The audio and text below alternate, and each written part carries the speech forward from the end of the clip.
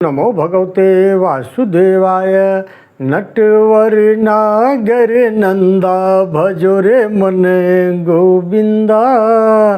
श्याम सुंदर मुख चंदा भजो रे मन गोविंदा। नटवर नागर नंदा भजो रे मन गोविंदा। तू ही नटवर तू ही नागर तू ही बाल मुकुंदा भजो रे मन गोविंदा। नाटवर लागर नंदा भजो रे मन गोविंदा। श्याम सुंदर मुख चंदा भजो रे मन गोविंदा। सब देवन में कृष्ण बड़े हैं, सब देवन में कृष्ण बड़े हैं। ज्यों तारा बिचे चंदा भजो रे मन गोविंदा। नटवर नागरी नंदा भजो रे मन गोविंदा।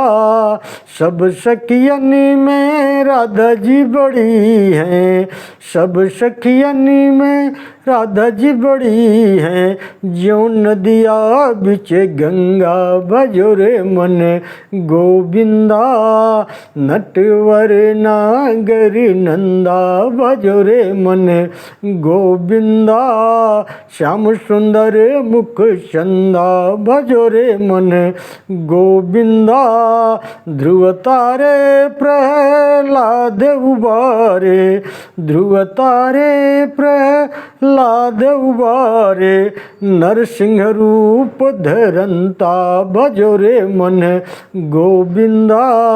नटवर नागर नंदा भजो रे मन गोविंदा। श्याम सुंदर मुख चंदा भजो रे मन गोविंदा। कालिदाह में नागज ना थ्यो, कालिदाह में नागज ना थ्यो। पण पण निरत करंता भजो रे मन गोविंदा।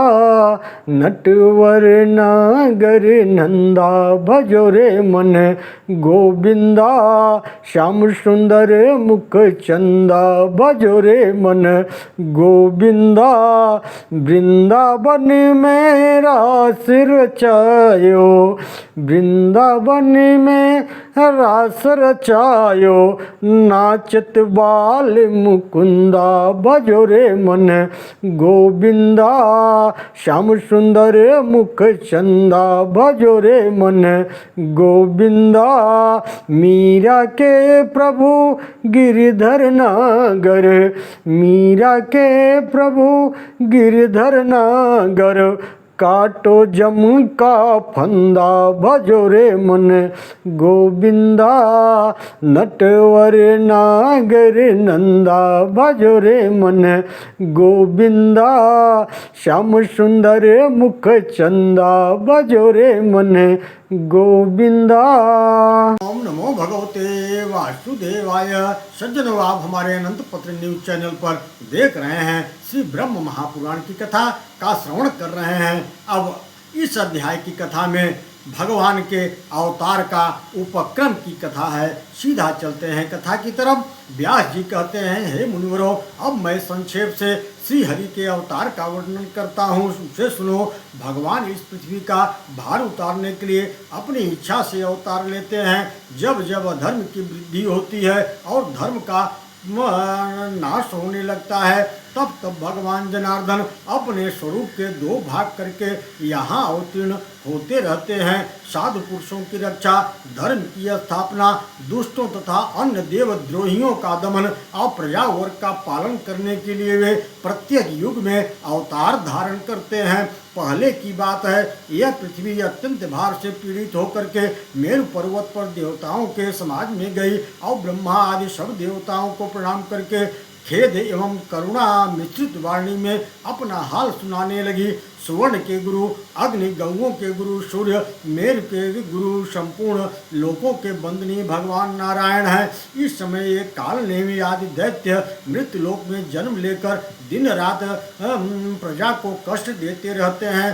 सर्वशक्तिमान भगवान विष्णु ने जिस काल नेमी नामक महान असुर का वध किया था, वही अब उग्रसेन के कुमार के कंस के रूप में उत्पन्न हुआ है। अरिष्ट, धेनुक, केसी, प्रलंब, नरक, सुंदासुर, अत्यंत भयंकर बलि कुमार वाणासुर और भी जो महापराक्रमी दुरात्मा दैत्य राजाओं के घर में उत्पन्न हुए हैं, उनकी मैं गणना नहीं कर सकती। दिव्य मूर्तिधारी देवताओं, इस समय मेरे ऊपर महाबली और गर्वीले दैत्यों की अनेक अछौड़ी सेनाएं हैं।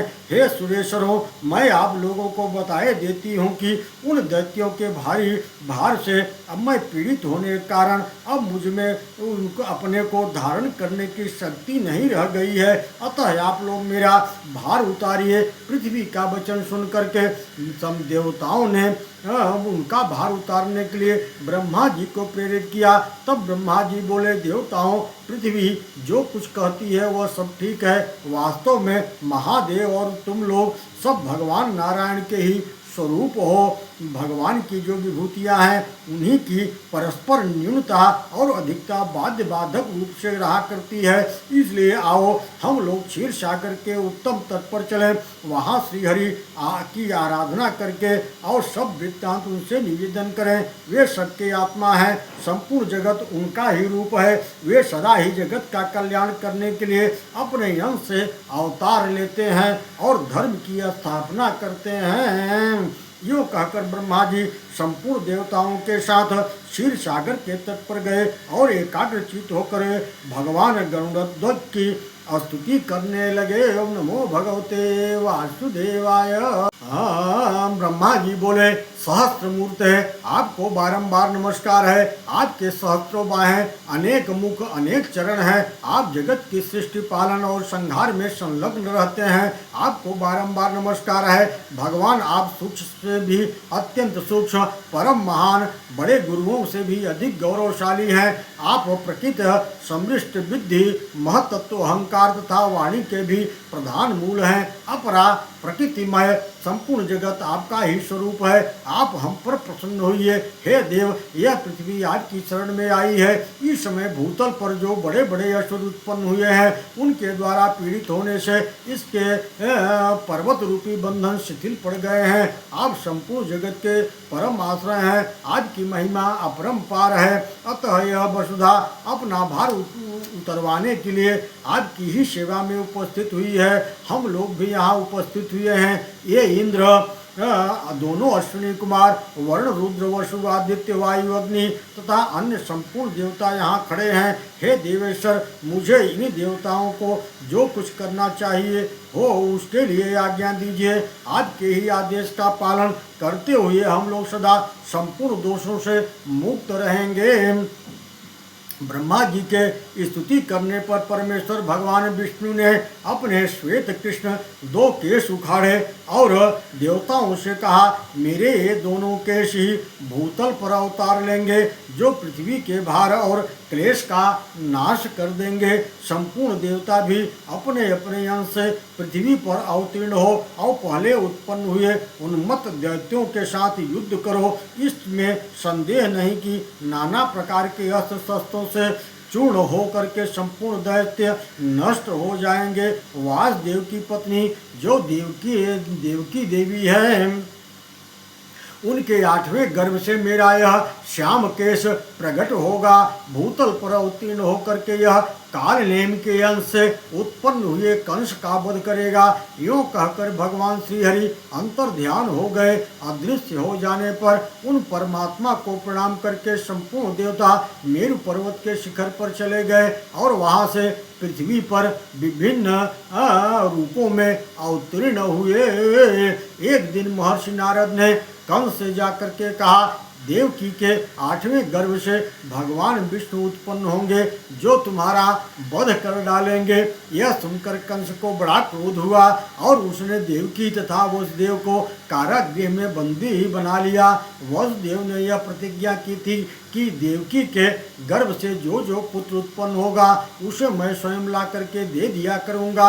इसके अनुसार उन्होंने अपना प्रत्येक पुत्र कंस को अर्पित करते गए। सुना गया है प्रथम उत्पन्न हुए 6 गर्भ हिरण्यकश्यपु के पुत्र थे जिन्हें भगवान विष्णु की प्रेरणा से योग निद्रा ने क्रमशः देवकी के उदर में स्थापित किया था। ओम नमो भगवते वासुदेवाय। योग निद्रा भगवान विष्णु की महामाया है जिसने अविद्या रूप से संपूर्ण जगत को मोहित कर रखा है। उससे श्रीहरि ने कहा, हे निद्रे, तू मेरी आज्ञा से जा और पातालवासी 6 गर्भों को एक एक करके देवकी के गर्भ में पहुंचा दे। ये सब कंस के हाथों मारे जाएंगे। तत्पश्चात मेरा शेष नामक अंश अपने अंशांश से देवकी के उदर में 7वें गर्भ के रूप में प्रकट होगा।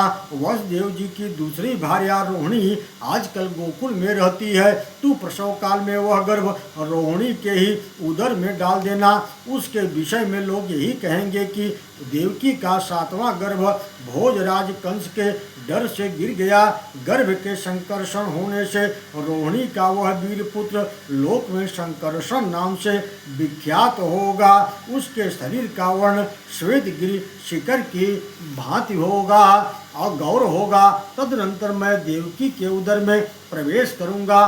उस समय तुझे भी यशोदा के गर्भ में अविलंब प्रवेश करना होगा। वर्षा ऋतु के भाद्रपद मास के कृष्ण पक्ष की अष्टमी तिथि को आधी रात के समय मेरा प्रादुर्भाव होगा और तू 9वीं तिथि के दिन तिथि में यशोदा के गर्भ से जन्म लेगी। उस समय वासुदेव मेरी शक्ति से प्रेरित होकर के मुझे तो यशोदा की शैया पर पहुंचा देंगे और तुझे देवकी के पास ले जाएंगे। फिर कंस तुझे लेकर के पत्थर की शिला पर पछाड़ेगा, किंतु तू उसके हाथ से निकल करके आकाश में ठहर जाएगी। यूँ करने पर इंद्र मेरे गौरव का स्मरण करके तुझे 100 बार प्रणाम करेंगे और विनीत भाव से अपनी बहन बना लेंगे। फिर तू शुंभ निशुंभ आदि सहस्त्र दैत्यों का वध करके अनेक स्थान बना करके सारी पृथ्वी की शोभा बढ़ाएगी।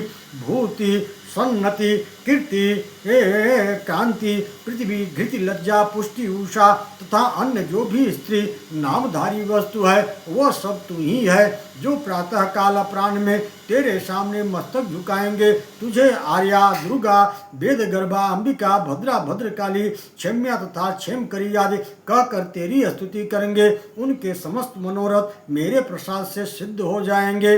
जो लोग भक्ष भोक्ष आदि पदार्थ से तेरी पूजा करेंगे उन मनुष्यों पर प्रसन्न होकर के तू उनकी समस्त अभिलाषाएं पूर्ण करेंगी। यूँ सब लोग सदा मेरी कृपा से निश्चित ही कल्याण के भागी होंगे। अतः देवी, जो कार्य मैंने तुझे बताया है उसे पूर्ण करने के लिए अभी तुरंत चली जाओ। नमो भगवते वासुदेवाय।